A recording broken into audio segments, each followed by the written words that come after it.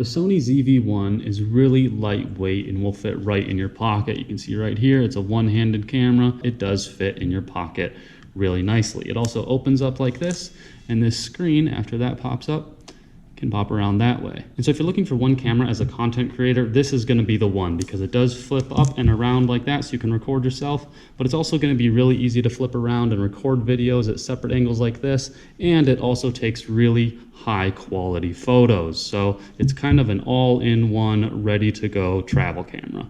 Moreover, it's also ready to live stream and you can connect it to your computer as a webcam. So it really gives you a good 4K image no matter what you need it for.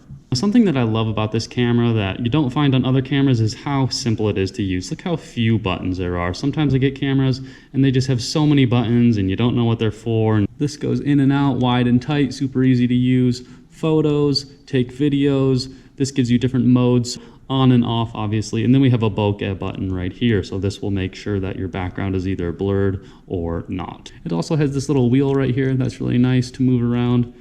You can see that I'm moving up and down the brightness on the screen right now. You can also use it to, say, shift between photos and videos. I really like too that you can easily click this function button right here and you can adjust all the important stuff. So here's a really interesting feature, that's the product showcase set. So what this does is normally if you're using a camera, it's just going to zoom in on your face and it's going to stay there. And if you put something in front of the camera and move it up close to it like a product, it has a really difficult time changing the level of focus. This here, when you have the product showcase set on, it's going to automatically zoom in to whatever you bring to right in front of the camera. You also have quick access to the ISO, to the exposure compensation, the focus modes, the audio recording levels, and here's another interesting feature right here, that's the soft skin mode. Now, when you turn that on, it kind of just makes you look a little bit better. It gets rid of some of the blemishes on your face and things like that. Here we have the white balance. We have different creative styles, so you can use standard or vivid, portrait, landscape, sepia, black and white, all these different ones, sunset mode, so all these different ones. I'm just going to keep it on standard for now, the functioning. And now we can go to steady shot, and you're going to see a couple different options here, off and then standard steady shot, and then you're going to see the active one, and when you do active, it kind of cuts off the image a little bit, watch. See, just a bit. You lose maybe 10% on the edges there. See that? But it works a lot better in terms of actually stabilizing the video as you're moving around. And then another interesting feature right here is this ND filter. Now what the ND filter does is it can block out a lot of the bright images coming from behind you if it's trying to focus on your face. So this is especially useful if you're outside and there's sun or it's bright out. It can stay focused on your face and not darken the image that you want because the background would be overexposed. So the ND filter, you turn it on and it gets rid of a lot of that excess light and make sure that you stay crystal clear and in the image. And then the last little thing is just the exposure mode. So as you can see, I can zoom in really easily. I can zoom out.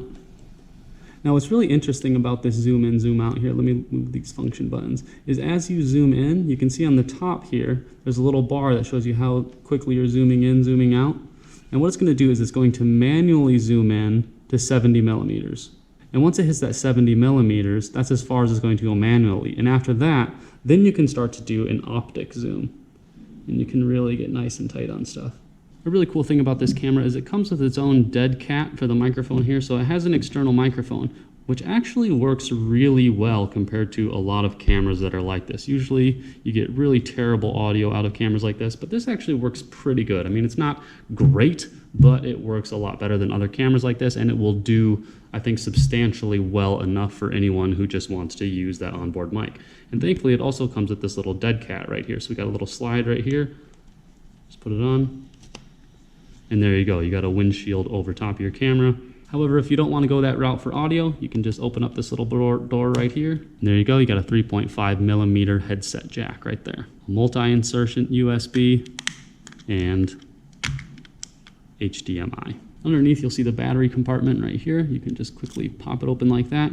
It's got the SD card in here. It uses a full SD card, as you can see. I'm using this Extreme Pro 170 MB per second with 128 gigs to hold the 4K video. Pop that in really easily.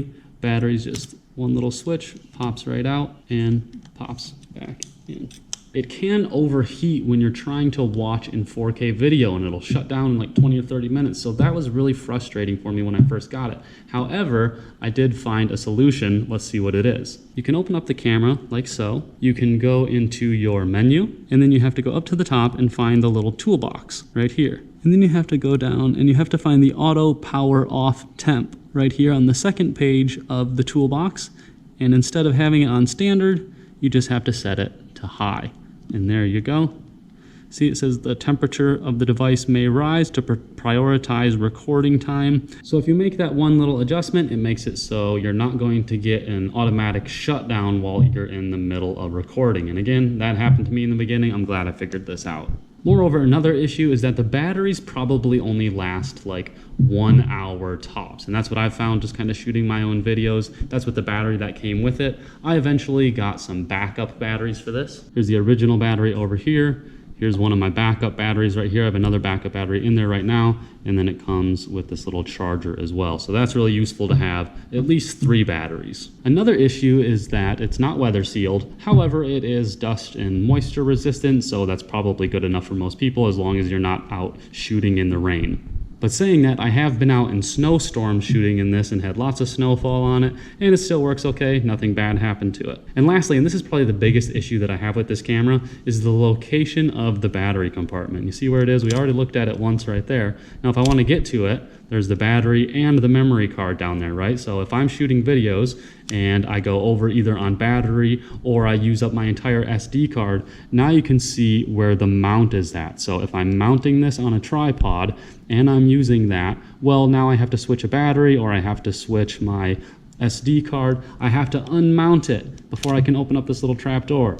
And then I have to change it, and then I have to remount it. It would have been a lot better if they could have put like the battery on the side or something, or in some place where I wouldn't have to unmount it to change the battery or the SD card. So that being said, I would recommend this camera to anyone who wants just one camera as a content creator. You want to take videos, you want to take photos, but you also want something that's not overly bulky, it's not super heavy, and can even fit in your pocket. It's great for anyone who wants it for that. If you're looking for more high quality photos, you might want to pick something like a DSLR. If you're looking for something with better image quality when you're shooting video, then you're going to have to shell out a lot more money. But at the price point that this one's at, to get the camera, to get the video, to get the flip around back screen and everything like that, like, it's really tough to beat this camera. It's really an awesome camera for content creators or anyone who just wants to make videos and photos on the go.